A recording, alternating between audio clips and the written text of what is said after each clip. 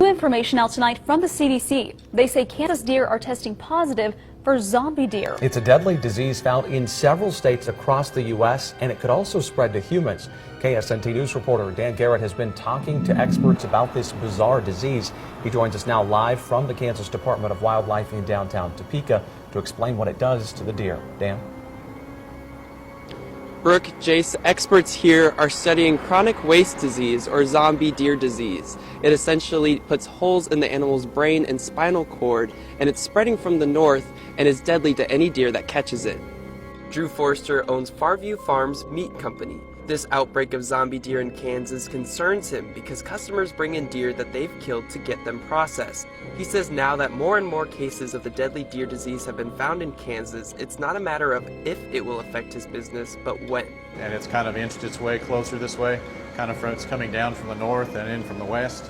Eventually we will have the issue here, and that will affect how we process meat. The problem is, if a deer becomes infected, it could take years before it shows any signs. But there's problems even in trying to prevent humans from eating an infected deer. Ron Kaufman with the Department of Wildlife says that's because zombie deer is hard to spot. They are usually emaciated, they may be salivating, they may stumble, they may be disoriented, may be weak.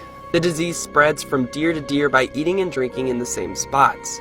The CDC says there's no known cases of humans being infected with the disease, so it is not known how it can impact a person. Given how it affects deer, they don't want to find out. We already have to keep track of the county where the animal comes from so that we know whether it came from a possible CWD county or not.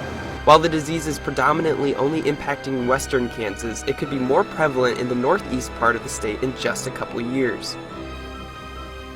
If you hunt a deer and would like to get it tested, you could send a sample to the K-State Diagnostic Laboratory and they will check to see if it's okay to eat.